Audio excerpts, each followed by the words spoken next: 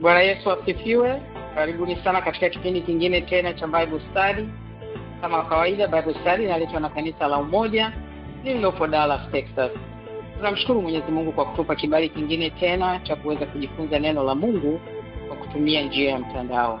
Vipindi vyetu vya Bible Study vinakuwa hewani kila Alhamisi kuanzia saa 1 mpaka saa 2 usiku, na Alhamisi ya mwisho wa mwezi tunakuwa na kipindi maalum, kipindi cha dakika 90 ambacho huwa kinakuwa ni kipindi cha maswali na majibu. Vipindi vyetu vinakuwa hewani na vinasikika ulimwenguni kote kwa wale wote wanaosikiliza wanaozungumza lugha ya Kiswahili. Basi na bila kupoteza muda, ningeomba nimkaribishe Brother Jerry Mkoni ili aweze kuingia atupe utaratibu wetu wa vipindi vya Bible Study, na ndipo aweze kumkaribisha mwalimu kwa siku ya leo. Karibu Brother Jerry. Amen. Asante na Priska Mshana akizungumza mubashara kutoka Dallas, Texas, makao makuu ya huduma zetu za Umoja wa Church. Karibu katika kipindi cha Bible Study kwa mwenzangu kinachojia kwa hisani makanisa ya Umoja kwa lugha ya Kiswahili na kinakujia pale ulipo kimtandao. Kwa siku ya leo ikiwa ni tarehe 20 kwa March kwa nyumbani South Africa ni tarehe 21. Tuna kipindi kipya kabisa. Kipindi hichi kama unaona katika flyer yako, title inaitwa Roho Bora. Tutasimama na Daniel 6 mstari wa 3, na itafundishwa naye mwalimu wetu mzoefu kabisa wa huduma zetu hizo Umoja Church kutoka pale Arusha, Tanzania, mwalimu Gloria Jubilati Shaw, na ataingia muda mfupi ujao. Tafadhali basi kwa shemasi karibisha wengine popote pale duniani kwa sababu kipindi chako kipo hewani. Karibu sana mwalimu ambaye tumeona kwa muda mrefu, kwa hiyo hatahitaji introduction. Tutakwenda moja kwa moja pale Arusha, Tanzania. Katika kipindi chetu tulikuwa ni sehemu ya kwanza cha Roho Bora, na kwa sababu ya muda tulioanza nao, basi mwalimu atakuwa na mfusaa kufundisha, and then wiki ijayo tutakuwa tuna muda zaidi. Mwalimu Gloria Shaw, karibu sana. Asante sana mtumishi wa Mungu kaka Jerry. Bwana wetu Yesu Kristo asifiwe.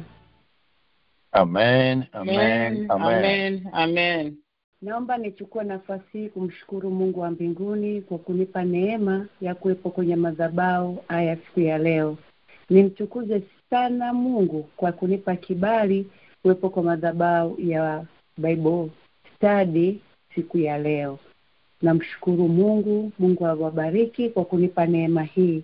Nitambua uwepo wa watumishi wa Mungu walioko kwenye laini na washirika wote. Mungu wa mbinguni awabariki. Karibuni tuanze somo letu.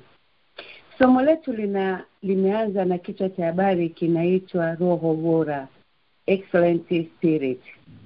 Na ninaomba tutasoma kuanzia Daniel mlango ule wa kwanza, mlango wa 6 mstari wa kwanza hadi wa 3, alafu tutaendelea na somo letu. Daniel mlango ule wa 6 mstari wa kwanza hadi mstari ule wa 3. Nitasoma kwa msaada wa Roho Mtakatifu. Ilimpendeza Doria kuweka juu ya ufalme mawaliwali 120 na wawe juu ya ufalme wote, na juu yao akaweka wakubwa 3, na Daniel alikuwa mmoja wao, ili mawalawali hao watoe hesabu kwao, mfalme asipate hasara. Basi Danieli huyo alipata sifa kuliko wakubwa na malawali, kwa kuwa na roho bora iliyokuwa ndani yake, naye mfalme akaazimia kumweka juu ya ufalme wote. Tuombe. Baba yetu na Mungu wetu, mfalme wa wafalme, Mungu uliye mtakatifu sana, Mungu uliyeketi mahali palipoinuka, ninasimama mbele zako asubuhi ya leo, usiku kwa majira tofauti, katika madhabahu ya Umoja Prayer Line. Tunakushukuru kwa neema kubwa uliotupa kuwepo kwenye haya madhabahu, Jehova. Asante kwa Roho yako Mtakatifu. Asante maana wewe ni Mungu unaenda kusema na mioyo yetu. Roho Mtakatifu, nena na nafsi zetu, nena na akili zetu, nena na fahamu zetu, nena na kila aliyeingia kwenye haya madhabahu. Baba, tunanyenyekea chini yako, tunanyenyekea mbele zako. Tunaomba Roho Mtakatifu ukaanze nasi na umalize nasi kwa utukufu wa jina lako. Asante kwa sababu utakuwa pamoja nasi Jehova. Asante kwa kila aliyoko kwenye line, maana Roho Mtakatifu unaenda kunena na akili yetu na nafsi zetu. Baba, anza nasi, maliza nasi kwa utukufu wa jina lako. Tunaomba na kutukuza Mfalme, na kila mwenye pumzi aseme amen kwa Bwana wetu Yesu Kristo. Amen. Amen, amen, amen. Wapendwa wateule wa Mungu, wapendwa na Bwana wetu Yesu Kristo, nitaomba sana nitoe maana ya maneno ya kichwa chetu cha habari. Ina maneno mawili. Neno la kwanza ni bora. Nitakaloanza kutoa maelezo yake. Katika kamusi ya kawaida kabisa ya Kiswahili, bora hutumika kama kiunganishi cha kitu au mambo au kitu fulani chenye thamani au uzuri wa hali ya juu. Kwa mfano, ukisoma katika First Samueli wa kwanza mlango wa kwanza mstari wa 8, Elikana anasema na mke wake, anamwambia, "Je, mimi si bora kuliko watoto 10?" Maanake kuna kiunganishi ambacho kinamaanisha mimi nina thamani mbele zako kuliko watoto 10 ambao wewe unalilia ama unawatamani. Lakini pia katika Mhubiri mlango wa 9 mstari wa 18, neno bora limetumika kwa kusema hivi: bora hekima kuliko nguvu, au tunaweza kusema kwa lugha nyingine, ni bora hekima kuliko silaha za vita. Maanake anamaanisha hekima ni bora kuliko nguvu yoyote ulionayo, kiunganishi.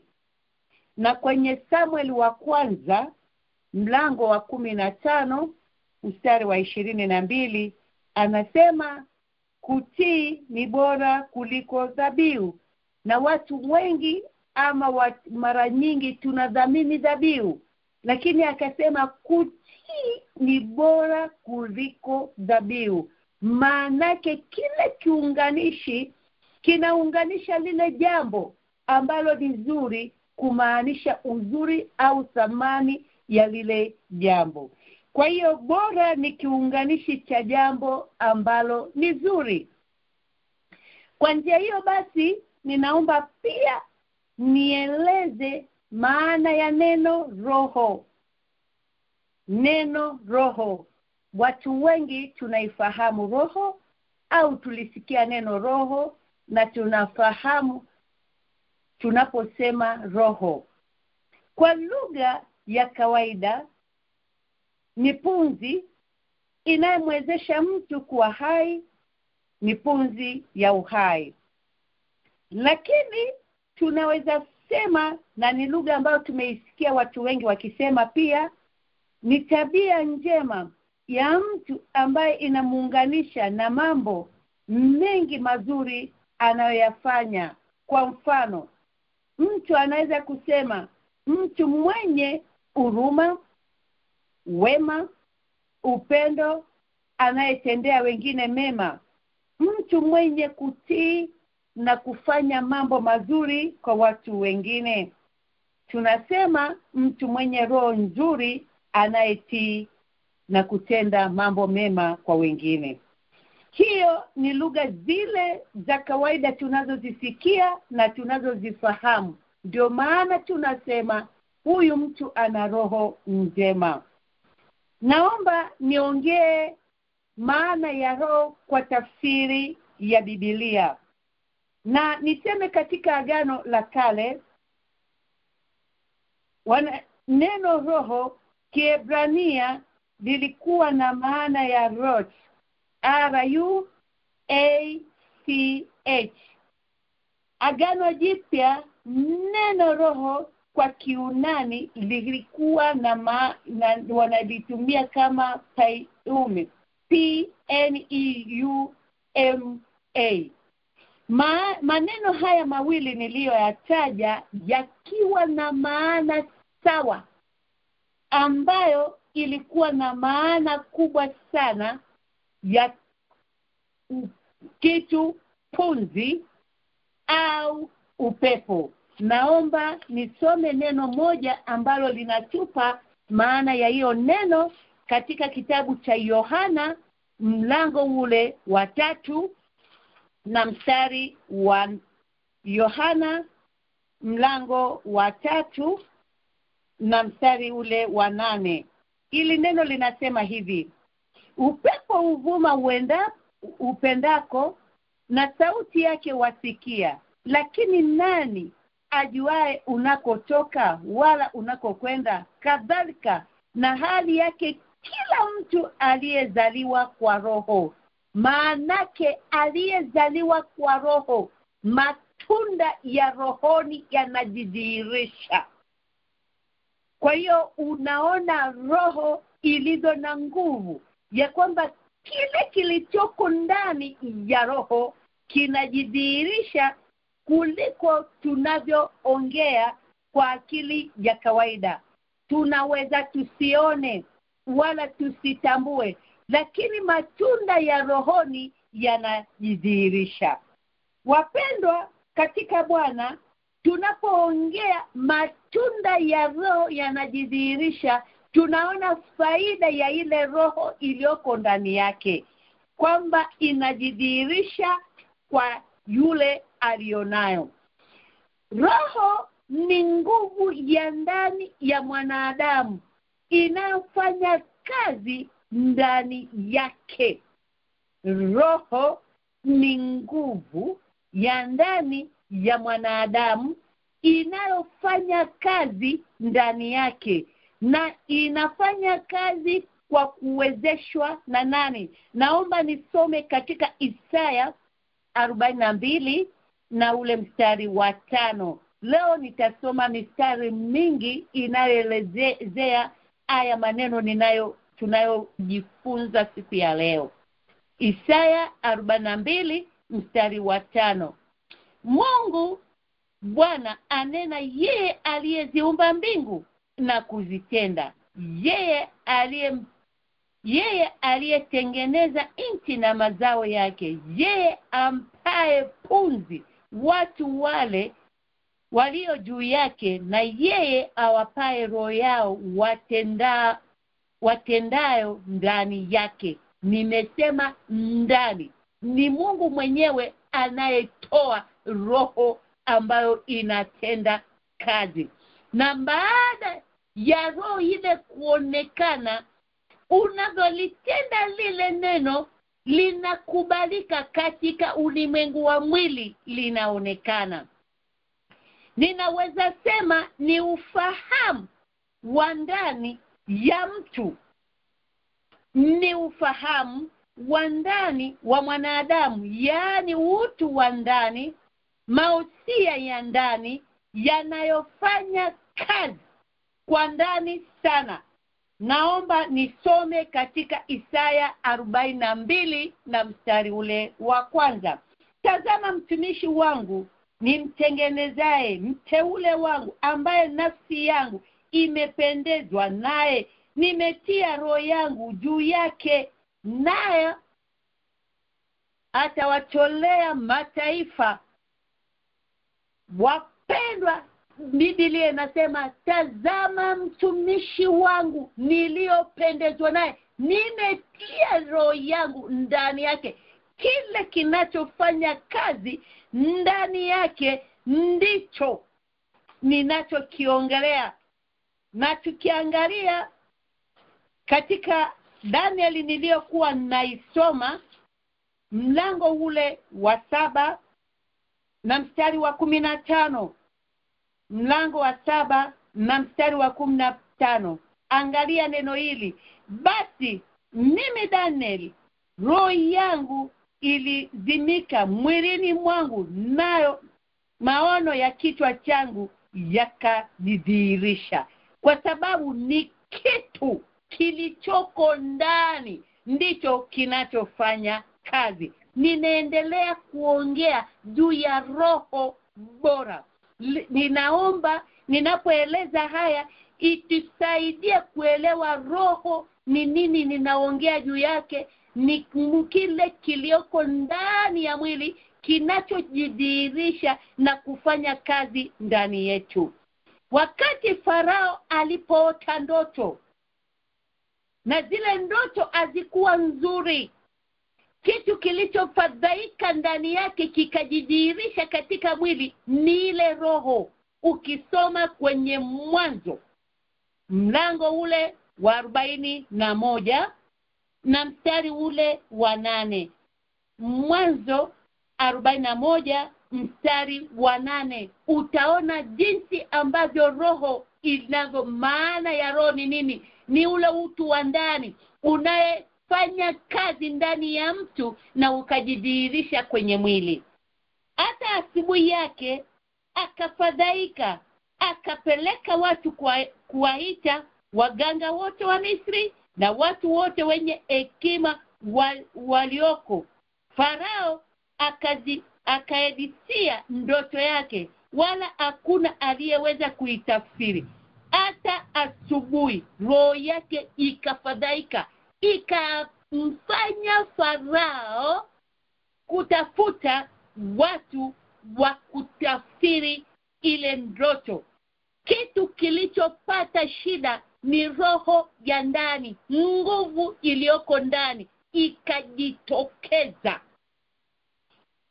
Roho ni nguvu na nia ya ndani ya mtu ambaye inajidhihirisha na kutoa maamuzi ya vitu vinavyotakiwa kutendeka au anavyotaka kuvifanya. Na tunaona katika Matendo ya Mitume mlango wa 19 mstari wa 21, baada ya Paulo kufanya mambo mengi mazuri na watu wakamjia Mungu, akaazimia ndani ya roho yake kuondoka kwenda Makedonia. Roho yako ndiyo inaamua mambo kabla ya utendaji. Unaamua ndani ya mwili roho yako, alafu inadhihirishwa kwenye mwili. Tunaona hilo. Na tukiangalia, roho ni uzima wa mtu wa ndani. Roho ni uzima wa mtu wa ndani. Tutaangalia katika Mwanzo mlango ule wa 45, Mwanzo 45 na mstari ule wa 27.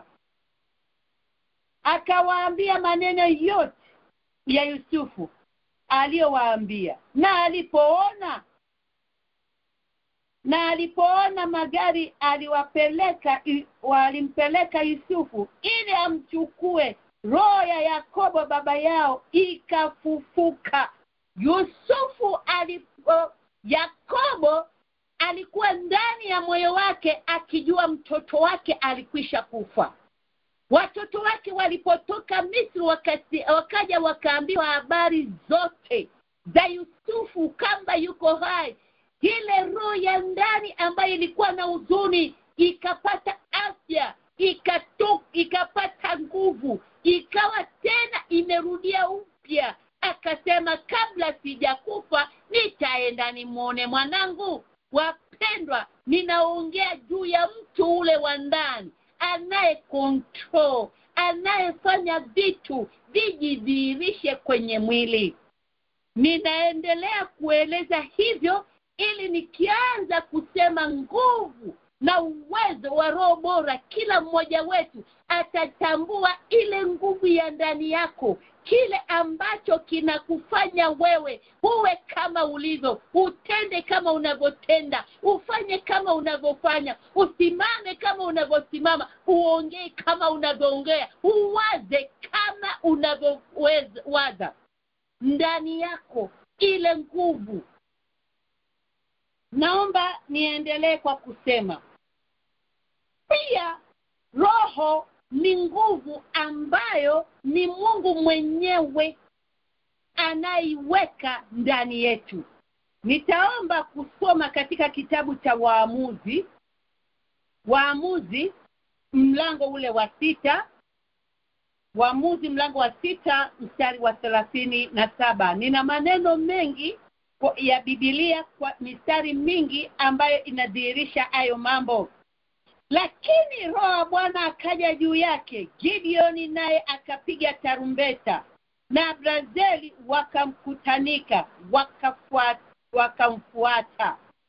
Mungu alipoachilia ile roho yake, Gideoni akawa na nguvu mpya, akapiga tarumbeta, watu wakamfuata. Roho Mungu mwenyewe huachilia nguvu yake ndani ya mtu, ambaye utusaidia kufanya mambo yenye utukufu wake, ambaye utusaidia tunapotembea na ile nguvu ambayo Mungu ameiachilia ndani yetu, tukaisimamia, tunafanya mambo ya utukufu, mambo ya Mungu yenye nguvu.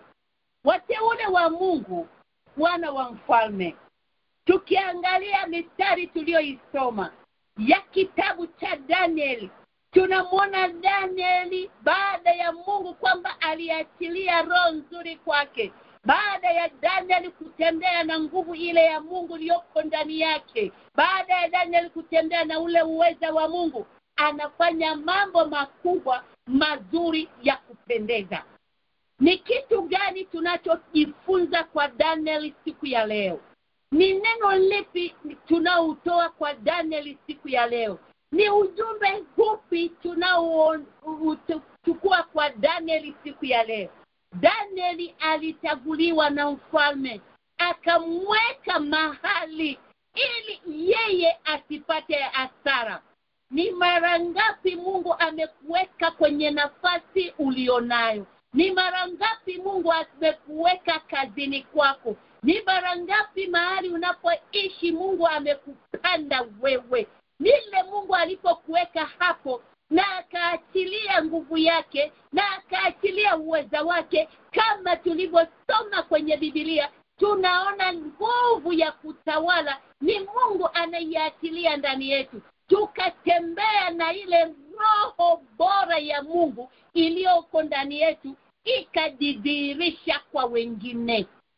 Wapendwa, kinachodhihirika kwetu ni yale matunda ya roho bora iliyoko ndani yetu. Hata Danieli pamoja na watu kuona uaminifu wake, kuona anavyofanya kazi kwa uaminifu na kwa nguvu, yamkini walianza kuongea na yeye ili wambadilishe, abadilike awe kama wao. Yeye aliendelea kusimama kwenye ile nguvu ambayo Mungu aliachilia ndani yake. Alisimama kwa uaminifu, kwa utakatifu, kwa utiifu, kwenye nafasi aliyopandwa na Mungu.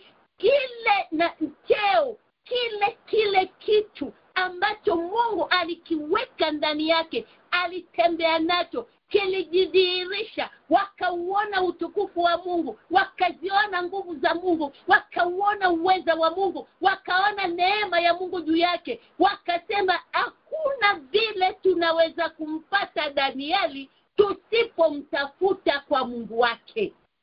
Sijui wewe, kuna wakati watu wanaweza kusema kwenye maisha yako, kwa ajili ya roho bora ulionayo, nguvu unayofanyia nayo kazi, huyu mtu hatuwezi kumpata zaidi ya kwenda kwa Mungu wake. Wapenda, tumruhusu sana kwenye maisha yetu. Roho anayetusaidia kufanya kazi ni Roho Mtakatifu wa Mungu, na ni zile nguvu ambazo Mungu ameziweka ndani yetu. Kaka yangu Jerry, naomba unisomee, nafikiri nilikutumia, sijui kama uliona, Kumbukumbu la Torati mlango wa 30 ule mstari wa 6. Kumbukumbu la Torati mlango wa 30 mstari wa 6. Turuhusu sana mioyo yetu, roho zetu zitairiwe na Mungu, ili kwamba lolote tunalolifanya liwe roho bora. Naomba unisomee Kumbukumbu la Torati 36. Karibu kaka Jerry. Amen. Naomba mtu atusaidie hapo ni kama uko tayari. Amen. Bwana Yesu asifiwe. Amen. Naomba nisome maana niko hapo. Bwana Mungu wako atautahiri moyo wako na moyo wa uzao wako, ili umpende Bwana Mungu wako kwa moyo wako na kwa roho yako yote, upate kuwa hai. Uhai ni ile kuruhusu Mungu atahiri moyo wako, atahiri roho yako, ili uishi maisha yale ambayo yanaleta matunda ya roho. Ndiyo roho bora tunayoisemea. Watumishi wa Mungu wapendwa na Bwana wetu Yesu Kristo, tukiruhusu kile kitu Mungu alikiweka ndani yetu, watu wataona roho bora ndani yetu, wataona nguvu za Mungu ndani yetu, tena na ule uweza wa Mungu ndani yetu ambao unawezeshwa na Mungu mwenyewe kufanya mambo ya kimungu. Roho bora ni uweza wa Mungu ndani yetu wa kufanya mambo ya kimungu. Naomba nisome Kumbukumbu la Torati mlango wa 30 mstari wa 8 na wa 9. Nawe utarudi utii sauti ya Bwana na kuyafanya maagizo yake yote ni kuagizayo leo, na Bwana Mungu wako atakufanya uwe na wingi na uweri katika kazi yote ya mikono yako, na katika uzao wa tumbo lako, na katika uzao wa ng'ombe wako, na katika uzao wa nchi yako, kwa kuwa Bwana atafurahia tena juu yako kwa wema wako. Ataifurahia wewe, atakufurahia kama utaruhusu ile roho iliyoachiliwa kwako kufanya kazi. Wapendwa, naomba kusema roho bora ni nini? Roho bora ni madhihirisho ya roho wa Mungu aliyoko ndani yako anayefanya kazi. Tuliwahi kuona watu wananena kwa lugha lakini hawezi kumsaidia mtu. Unaweza ukanena kwa lugha ukaomba kwa Roho Mtakatifu, lakini matunda yanayotoka kwako yasiwe bora kwa sababu hukumruhusu ile roho bora kufanya kazi. Ukisoma katika Mwanzo 42 mstari wa 26 na 25, tunaiona roho bora ya unyenyekevu inayotoka kwa mtu anayekubali kuitumia. Huyu ni Yusufu. Yusufu, ndugu zake walivyokuja kwake, aliwapokea. Roho bora haifanyi mapenzi ya mtu, lakini inafanya mapenzi ya Mungu kwa watu wengine. Ninaendelea kuongea kwa haraka kwa sababu ya muda. Naomba niseme, ndio maana viongozi wengi wanachaguliwa, watu wengi wanachaguliwa. Danieli alichaguliwa na wa viongozi wengi, hawakuweza kufanya kama yeye. Yeye aliruhusu ile roho bora iliyoko ndani yake kufanya kazi.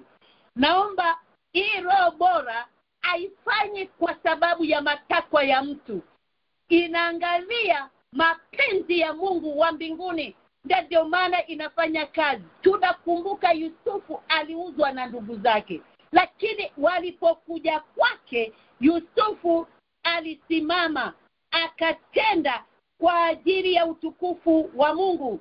Naomba nisome Mwanzo 42 26 28. Mwanzo 42 26 28 anasema, ndivyo alivyowafanyia, akaweka nafaka yao juu ya. Naomba nianze 25. Yusufu akaamuru kuvijaza vyombo vyao nafaka na kurudisha kila mtu fedha yake katika gunia lake na kuwapa chakula cha njiani. Ndivyo alivyowafanyia, akaweka nafaka yao juu yao ya punda zao. Wakatoka huko. Mmoja wao alipofungua gunia lake ili ampe punda wake chakula katika nyumba ya wageni, aliona fedha yake, kumbe iko kinywani mwa gunia lake. Akawaambia nduguze, fedha yangu imerudishwa. Angalia, imo humu guniani mwangu. Mioyo yao ikazimia, wakageukiana, wakatetemeka, wakasema, ni nini hii Mungu ametutendea? Wapendwa, kila Yusufu alichokitenda ilikuwa ni roho bora kwa ndugu zao, kwa mambo waliowafanyia, mpaka wakatetemeka, wakasema, ni kitu gani hiki Bwana ametutendea? Sijui ni mara ngapi umefanya kitu kwa roho ya kimungu mpaka mtu anapoangalia anatetemeka, anaanguka chini, anasema, Mungu wangu, hii si nguvu ya kawaida, hiki ni Mungu mwenyewe anatutendea. Wapendwa, nitaomba niende kwa haraka kwa ajili ya muda. Niseme njia, wiki ijayo tutaongea zaidi njia ya kuweza kuwa na roho bora. Jambo la kwanza ambalo litakufanya wewe unayetamani roho bora kwenye maisha yako, nguvu ya roho bora kwenye maisha yako, njia ya kwanza ni kumcha Mungu. Hicho ndicho chanzo cha roho bora. Kumcha Mungu ni chanzo cha roho bora. Namba 2 ya Kirumi, utii ni nguvu ya roho bora. Utii ni nguvu ya roho bora. Danieli alitii yote aliyoagizwa na mfalme. Roho bora ikaonekana kwake. Namba 3 ya Kirumi, utakatifu ni njia ya roho bora. Utakapokuwa na utakatifu wa kweli ndani yako, ukaruhusu utakatifu kwenye roho yako, mwili wako na kila ulichonacho, unaruhusu roho bora kufanya kazi ndani yako. Namba 4 ya Kirumi, uaminifu ni ulinzi wa roho bora. Naomba nitamke kwa sauti kubwa, uaminifu ni ulinzi wa roho bora. Utakapokuwa mwaminifu kwenye jambo dogo, unaruhusu roho bora kufanya kazi ndani yako. Namba 5 ya Kirumi, unyenyekevu ni nguvu kubwa ya roho bora. Unaponyenyekea, lazima nguvu ya Mungu na ile roho bora ijidhihirishe ndani yako. Namba 6 ya Kirumi, uvumilivu ni nguzo. Uvumilivu ni nguzo ya roho bora. Unavumilia hata pale watu watakapokusema, ni kwa nini unajifanya kwamba wewe ni tofauti na sisi? Ni kwa nini unafanya jambo hili? Ni kwa nini unajifanya unamjua Mungu kuliko sisi? Unayavumilia ili kufanya mpango wa Mungu ujidhihirishe ndani yako. Ni nguzo ya roho bora.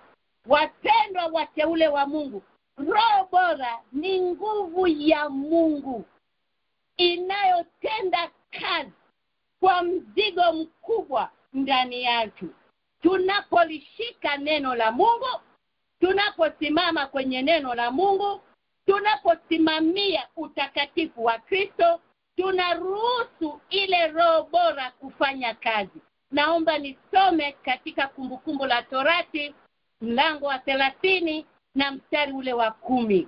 Inasema, ikiwa utafuata sauti ya Bwana Mungu wako na kushika maagizo yake na amri zake zilizoandika katika chuo hiki cha Torati, ukamwelekea Bwana Mungu wako na moyo wako wote na kwa roho yako yote, nguvu za Mungu zitajidhihirisha ndani yako. Ninaomba kwa leo niishie hapo. Nilitamani kuendelea kuongea juu ya uhai wa roho, lakini muda wangu umeisha, kwa sababu nimechelewa kuanza, naomba mnisamee. Mungu wa mbinguni awabariki. Naamini kuna kitu ambacho Mungu amesema nasi, na kila mmoja wetu aliyoko kwenye line anayetamani kusikia roho hii na sauti hii, rekodi hii, tafuta kuwa na roho bora. Roho bora ni kuyafanya mapenzi ya Mungu, ni kutembea na nguvu za Mungu, ni kumtii Mungu, ni kumcha Mungu, ni kuongea maneno ya Mungu. Ukiwa na roho bora, Mungu atakupa lugha, Mungu atakupa nguvu, Mungu atakupa sauti, Mungu atakushauri. Hekima ya Mungu itajidhihirisha ndani yako. Watu wakisema hakika roho bora iko ndani ya mtu huyu. Ninatamani kila mmoja wetu aseme, Mungu nipe roho bora ili ujidhihirishe ndani yangu katika nafasi nilionayo popote tulipo. Mungu wa mbinguni awabariki. Asanteni sana. Karibuni viongozi. Amen, amen, amen. Asante sana mtumishi wa Mungu, Mwalimu Glory Show, akizungumza mubashara kutoka Arusha, Tanzania. Sehemu ya kwanza ya kipindi chetu hiki cha title ya Roho Bora. Amen, amen, amen. Asante sana kwa kumsindikiza mtumishi kwa vigelegele. Naam, sasa kwa tumeweza kuisikia hiyo, tumeweka tamati kwa siku ya leo, lakini kama kawaida ya kipindi chetu tunapata nafasi ya kuulizana maswali kwa maana ya aidha kupata ufafanuzi ama kitu ambacho kidogo hujakielewa vizuri uweze kukinyoosha vizuri. Angalia simu yako, upo katika mute, bonyeza alama ya nyota nambari 6, yani *6 mara moja tu, utakuwa hewani. Jina la kwanza pale ulipo nitakupa dakika 3, na kama sisikiki vizuri basi naomba mtu aniweke sawa. Amen. Kama unazungumza na sije kwa knowledge, inawezekana kabisa unazungumza katika mute. Angalia simu yako, bonyeza alama ya nyota nambari 6. Na kutambua kwa mtumishi wa Mungu Mchungaji Mangesho, karibu kwa swali la kwanza. Amen, amen. Sasa kakajeri, Mungu akubariki sana sana sana. Telling Bible study timu nzima mnafanya kazi nzuri. Mungu awabariki sana, lakini pia nishukuru Mwalimu Gloria kwa somo zuri sana, yani limekuja na upako na nguvu, na kwa kweli hata kwa kusikiliza umeweka kiu mpya ndani mwangu ya mimi kutamani kuwa na roho bora. Sasa nilikuwa na swali mtumishi wa Bwana, kwamba je, mimi ninaweza kujua kama nina roho bora au ni watu wa nje ndio wanatambua kwamba mimi nina roho bora? Kwa maana nyingine, je, ninaweza nikajitangazia na kusema kwamba mimi nadhani nina roho bora, au ni kitu ambacho kinatakiwa kitambulikane na mtu mwingine kwamba Mangesho ana roho bora? Ndio swali langu liko hapo. Asante. Si kama nimeeleweka kakajeri? Nafikiri umeeleka vizuri kabisa, na ni swali zuri kabisa. Mtumishi anataka kufahamu, je, ni mimi peke yangu nataka kujua na roho bora ama ni mpaka wengine waweze kujua hilo, ama kwa knowledge? Nafikiri ndio nimesoma kwa namna hiyo. Swali zuri kabisa. Na kama kawaida kipindi chetu, basi tunapata nafasi kwanza ya kuruhusu audience ambao tuko katika kipindi kwa hivi sasa kuangalia, je, unaonaje kabla sienda kwa mwalimu. Kama sikini katika line hivi sasa ndani ya nje ya Marekani, abonyeza alama nyota nambari 6, utakuwa hewani. Karibu. Somo ni roho bora. Je, ni kitu ambacho wewe mwenyewe unasema mimi najua roho yangu ni bora? Haijalishi wengine wanasema jamani, mpaka watu waseme kwamba huyu ana roho bora. Kama kwa mfano online mmulika hapa Baby Feather pale Oregon, unasemaje? Bwana Yesu asifiwe. Amen, amen. Yaani nakimbizana na mtoto hapa na nijoko. Taratibu sijikwaa.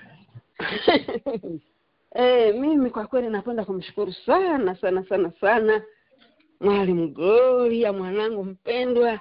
Ninakushukuru sana sana sana kwa somo zuri kabisa kabisa. Mungu akubariki. Mimi napenda kujibu kama Roho wa Mungu anavyoniongoza. Manake wewe mtu wa Mungu, mtumishi wa Mungu, Pastor Mangesho, uweze kujijua kusema mimi ni bora. wewe kweli utajijua wewe ni bora, lakini kinachotakiwa watu wa nje ndio wakujua wewe ni bora. Hata neno la Mungu katika Wakorinto linasema sisi ni barua zilizo wazi, tunasoma na kila mmoja. Unatakiwa mimi na wewe watu wa nje ndoa tusome sema fulani roho yake, fulani kweli ameokoka, fulani ana roho nzuri, fulani ana roho ya utoaji, fulani ana roho ya ukaribishaji, yani ni mkarimu. Watu wa nje ndo wakutambue, wakujue kama wewe ni nani, una roho fulani ambayo Mungu amekupa, lakini sio wewe ujisifu. Hapana. Na Mungu awabariki. Amen, amen. Bibi Feva ameanza hapo kwa siku leo, nasema kwamba is in the eyes of beholder. Jaribisha paraphrase hapo. Sio wewe mwenyewe ujione, ni mpaka watu waone. Je, kuna mtu ana mtizamo tofauti? Labda ipo nafikiri kwamba ni both ways. Mimi nitajua na wengine watajua. Ama kuna mwingine anasema kwamba hapana, wewe mwenyewe unaweza kujua. Angalia simu yako na manyota nambari 6, karibu jina la kwanza hapo ulipo, utakuwa hewani. Kabla sijamkaribisha mwalimu, kama kuna mtu akuchangia hapo. Bwana Yesu asifiwe. Amen, amen, amen. Nafikiri ndio message. Karibu. Amin, amin. Asante Kajeri, asante dada mtumishi wa Mungu, dada Gloria. Mungu akubariki sana kwa somo zuri sana. Ninakubaliana kutokana na swali la mchungaji Mangesho na Bibi Feva kwamba udhihirisho ni kwamba unatakiwa kwamba watu waweze kudhihirisha kile ambacho Mungu ameweka ndani yako, lakini pia kwa sababu tunaye roho wa Mungu ndani yetu, roho wa Mungu pia anaweza kukudhihirishia wewe kile ambacho unacho ndani yako.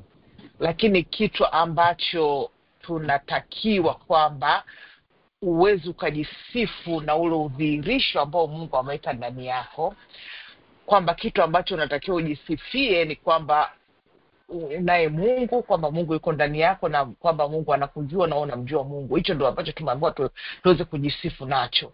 Lakini uweze ukajisifu kwa ule udhihirisho ambao Mungu ameweka ndani yako, mara nyingi watu waweze kutambua, watu waweze kukuona wewe, waone ule ubora, kwa sababu ubora mara nyingi unatokana na yale ambayo unayaonyesha, yale ambayo unayatenda, yale ambayo unayashuhudia, yale ambayo yanatoka katika kinywa chako, katika mwenendo na kila kitu.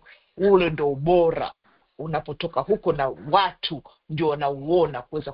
Kwa hiyo naweza kusema kwamba unaweza wewe ukadhihirishwa na roho wa Mungu ule ubora ulionao, ili uweze kuutumia vile ambavyo roho wa Mungu atataka uweze kuutumia. Anaweza roho wa Mungu akakuonyesha ukaujua, lakini utakiwi kujisifia, ila watu ndio waweze kuweza kutambua na kusema ule ubora ulionao.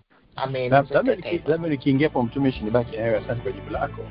Ukipunguza neno kujisifu ukalireplace na kujitambua, jibu lako litabaki vile vile, kwamba unajitambua kwamba roho yako ni bora. Hujajisifu, you just acknowledge yourself. Itakuwa jibu lako liko pale pale kwamba ni okay kujitambua kwamba una roho bora. Yes, unaweza kujitambua kwa sababu ukiwa na roho wa Mungu atakutambulisha, lakini utakiwi kujisifu. Yes. Ndio maana nikasema tuondoe kujisifu. Kuna swala la kujitambua kwamba sijisifu lakini najitambua kama na roho bora. Kwa muuliza swali alikuwa anakwenda kule. Kwa hivyo kujitambua ni sawa, lakini usijisifu, si ndio? Amen. Sawa, amen. Amen. Asante. Haya, basi tuende Arusha kwa mwalimu wa siku leo. Swali umelisikia pale, bali nikukumbushie.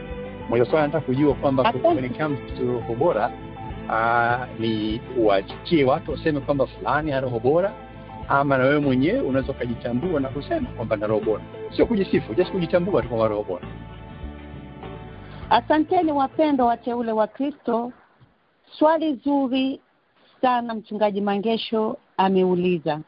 Na kila mmoja wetu ana nafasi ya kujiuliza kwenye hili swali. Je, ninatambua kwamba nina roho bora au ninasubiri watu waniambie? Na nilieleza pale mwanzo nikasema roho ni kama upepo. Matunda yanayotoka ndani ya roho yako ndiyo yanadhihirisha ubora ulioko ndani yako. Wote wamejibu vema sana, ni washukuru watumishi wa Mungu waliojibu. Matunda yaliyoko ndani yako yanadhihirisha watu wauone ubora wako, lakini to maintain yale matunda ili yasifike, hapo ndipo kuna kazi. Kwa hiyo unaweza ukajitambua. Tukisoma katika kitabu cha Mwanzo ule 42, nilikuwa ninatafuta mahali ambapo Yusufu aliongea na ndugu zake. Kuna mahali alisema hivi, akawaambia, kweli sisi tulimkosea ndugu yetu kwa kuwa tuliona shida ya roho yake alipotusii wala hatukusikia, kwa hiyo shida imetupata. Huyu ni Ruben anaongea na Yusufu, kwa sababu Yusufu alitambua hawa ni ndugu zake na ye alitambua kilichokuwa ndani yake. Kwa hiyo walimueleza, wakasema tuna ndugu namba hii, mdogo amebaki na baba nyumbani, mwingine tulimkosea na yeye tunajua alishakufa. Yusufu aliposikia hayo maneno akatoka mbele yao, akaenda kulia, akarudi akasema, sasa tutamweka mmoja, lakini wapeni vitu. Wapendwa, ukiwa na roho bora kama alivyosema dada Mese, utaitambua. Hili kuiachilia ifanye kazi, zile njia nilizozisema, hakikisha unamcha Mungu, usijisifu. Kwa maana kuna mtu anayetambua kwamba mimi hata nikiwa na chakula mwenzangu hana, ninaona kwa sababu tunaweza tugawe tule wote. Anatambua, hiyo ndio roho alionayo. Anatambua kabisa akisikia mtu anaumwa hawezi kulala, ataendesha gari lake hata kama lina petroli kidogo, hakikisha huko akimwambia Mungu nifikishe, nimuone yule mtu ndio niweze kupata amani ya kulala. Anatambua ile roho iliyoko naye. Kuna nguvu ya Mungu inayocontrol ili aweze kufanya. Kwa hiyo wengi wanajua na wanatambua, na hata Yusufu alitambua kile kitu kilichokuwa ndani yake.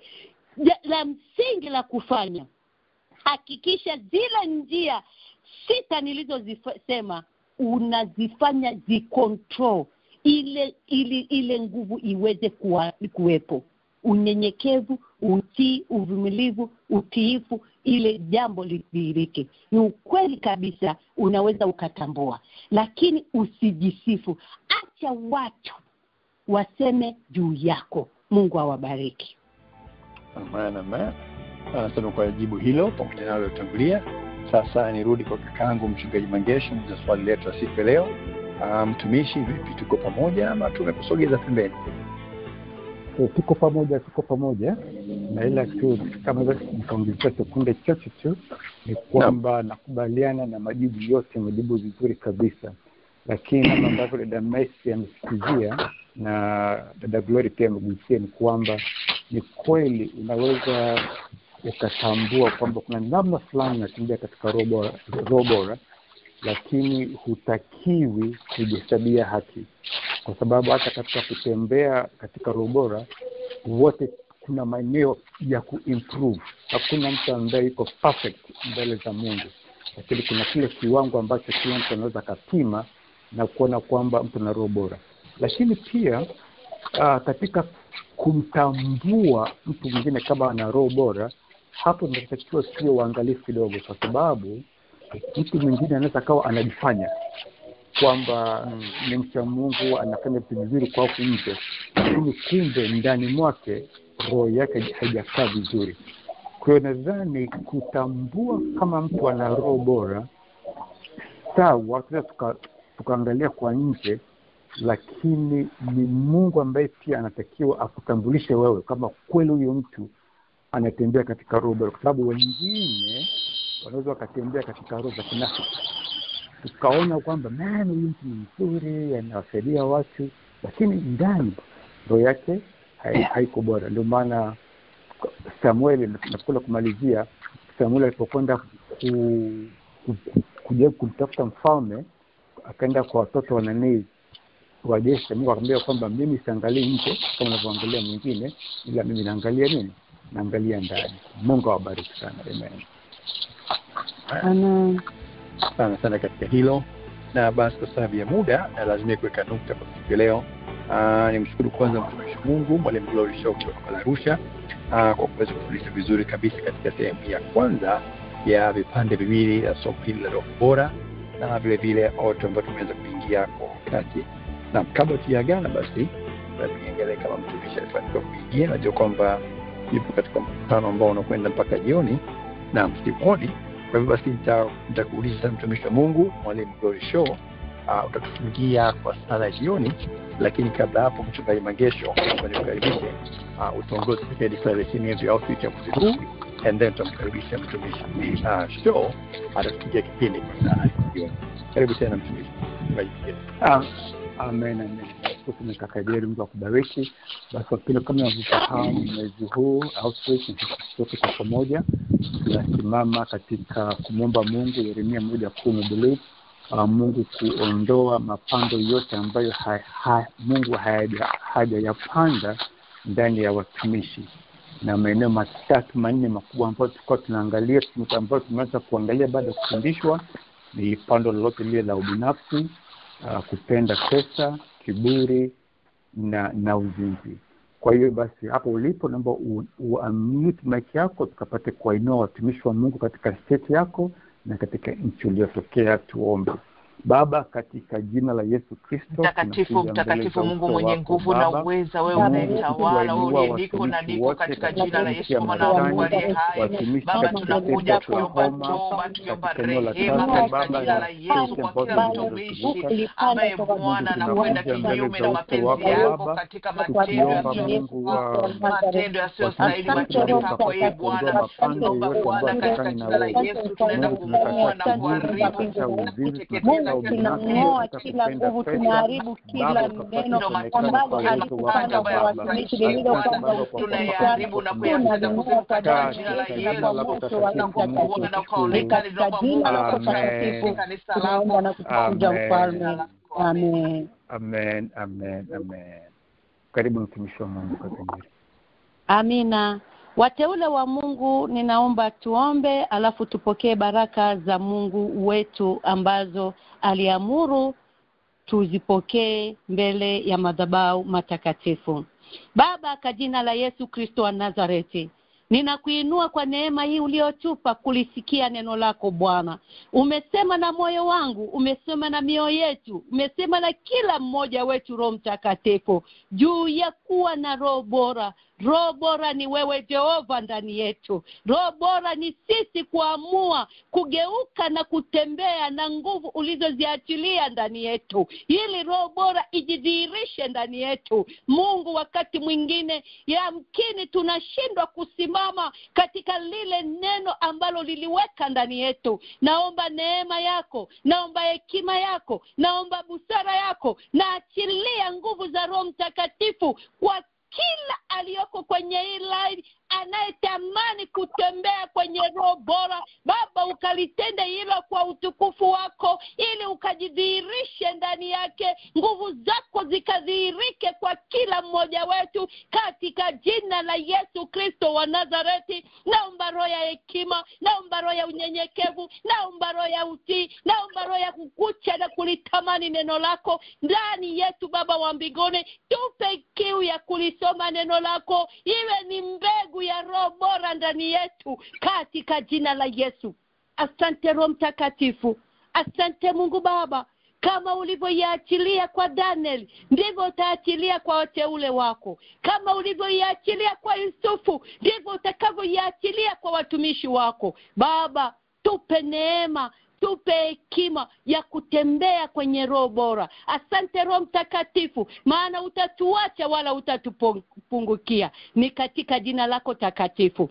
Mungu wa mbinguni, Baba wa Bwana yetu Yesu Kristo, Bwana akubariki na kukulinda. Bwana akuangazie nuru za uso wake na kukufadhili. Bwana akuinulie uso wake na kukupa amani siku zote za maisha yako, mahali popote unapoishi, katika jina la Mungu Baba, Mwana na Roho Mtakatifu.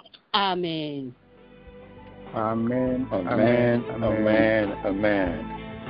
Asante sana mtumishi wa Mungu, Mwalimu Glory Show kutoka pale Arusha, Tanzania, kwa kutungia kipindi kwa sala jioni.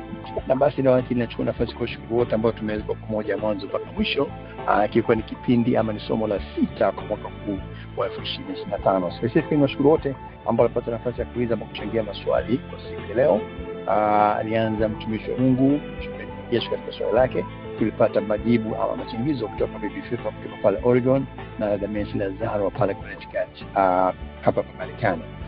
Nashukuru baadhi ya mambo nimeweza kuona, kama sikutaja basi ni radhi kwa sababu ya kuna page ilipotea hapa, lakini nakutambua mchungaji wangu mchungaji Elia Mosamungu, na kuona mama Naomi Maro pale Wichita, Kansas, ama mchungaji Annette Kipanga Lamuna pale Minnesota, Twin Cities, dada yangu Olivia Andrews wa pale New Jersey, na wamepata nafasi kusikia of course mtumishi wa Mungu mchungaji Elia Magesho na mwalimu wetu siku leo Mwalimu Glory Show kutoka pale Arusha.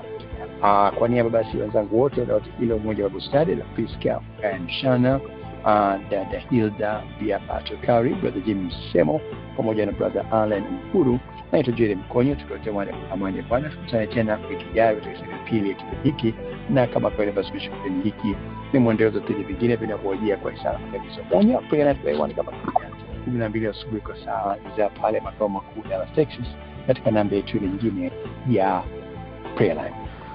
Amani ya Bwana, tukutane tena wiki ijayo. Amen. Amen.